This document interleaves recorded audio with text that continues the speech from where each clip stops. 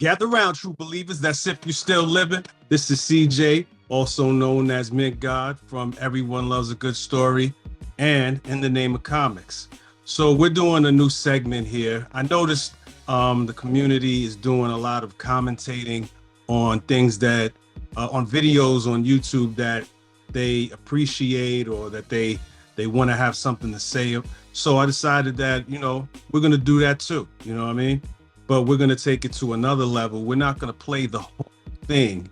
We're going to call this Words to Thrive By, and we're not going to play the whole thing.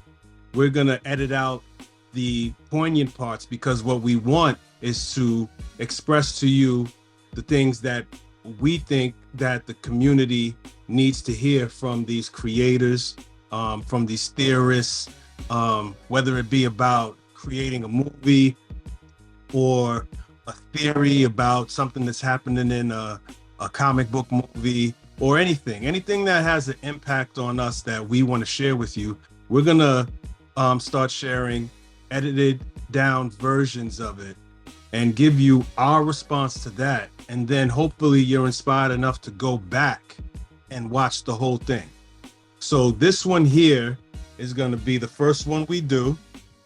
And it's Variety's directors to directors, the directors on directors, which is Ryan Coogler and Gina Prince-Bythewood, two directors that I greatly admire, having a conversation.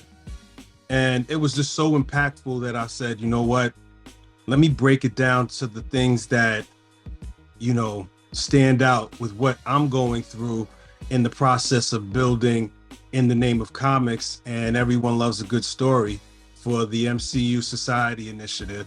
And let me share those messages with you, and maybe something will strike you as well and inspire you to keep going when you're going through times of adversity and, basically following your dreams and chasing your dreams. So here we go. Getting ready. I'm gonna press play.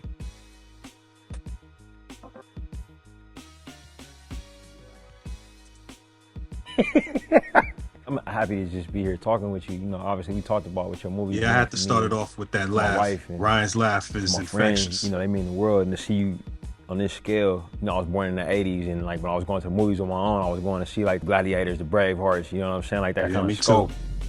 An evil is coming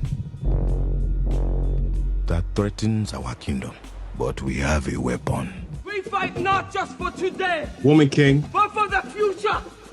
We it's a must see. are the spear of victory. I had just come off of Old Guard, and that I was love 2 years her. of my life. Old and Guard it's is hard. fire. I was away from my boys, my husband, and so I said I'm taking a break. And I remember reading Yeah, but it I wanted and you to loving direct it Blade. and saying, damn, I gotta let this one go. But I sent it to my husband. He's always the one that I send everything to, and he read it, and I remember Reggie Rock. Yeah, Reggie Rock. 2 hours later, because I think that's how long it took, he texted me, said, here's your next movie. That's the whole thing of disrupting, disrupting genres, and that's, Yes. that's what Black Panther did. Like, every film Yes. that you've done has shifted culture, which is kind of phenomenal. The way Yes. that you center Black men and Black masculinity and show it in different ways and kind of go against what so many of us are, grow up with thinking it should be, and that's a really powerful thing. Obviously, this one that you just did, obviously the women are centered, but still T'Challa is forever. so much a part of What it. are we afraid of?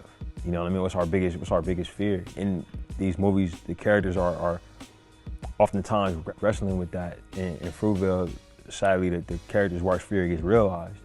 In Creed, it's all about fear. That one, the fear of not realizing your potential before it's too late, is what the character's really wrestling with. And in this one, from the male perspective, it was probably more in conversation with Fruitvale than anything. This idea of being a man who has a lot of people counting on him. That question of masculinity, specifically Black masculinity, for me, it was just about Them making shoes something is that was fire. honest to me emotionally. I don't even know where you got them shoes me from. as a Black man having an opportunity in the same way that you as a Black woman have an opportunity to make these movies, the specificity comes through if we're doing something. Did I say I love Gina I am Prince-Bythewood? queen of the most powerful nation.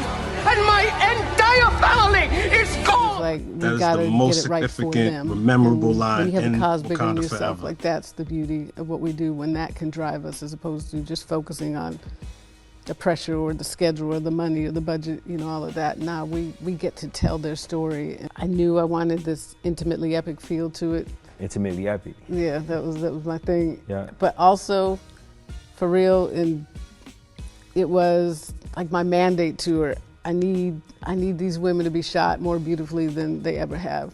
But I've been fortunate each time I have collaborators that I could get on the same page with. So I approach it with like a collaborative mindset, and I also know like that as the budgets get bigger, it's like more at stake, you know what I'm saying? Like I never want to be the guy who's like, hey, give me $200 million and let me do what I want with this. Right. Like I never wanted to have that pressure, and I never had that expectation for myself, you know what I'm saying? If you got a specific vision, if you got something to say as an artist, you always got to get people in line with that. You know, I walk into situations with my eyes open, head up, and I make sure that the person who's in power that I'm walking into it, I'm an artist at heart. or I feel like we can get on the level. If me and Stallone couldn't, if I didn't feel like we could see eye to eye, I wouldn't have walked into it, but it felt like we could. And there it is. If you're good enough for Stallone, then you're good enough for anybody else in Hollywood. You know what I'm saying?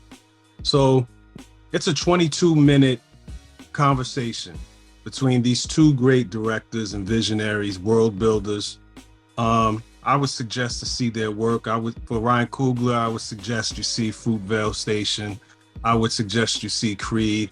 I would definitely suggest that you see Black Panther and Wakanda Forever. For Gina Prince-Bythewood, I would suggest that you watch Love and Basketball. Yes, that's her. And Old Guard and Woman King. And, you know, these are just two powerful Black voices that need to be lifted up, like Rihanna said, you know what I mean? And if you listen to the words and you're going through trying to create something yourself, like I am, and helping the comic book community and representing my culture, then this is food for the spirit. So till next time, these are words to thrive by. All right? One.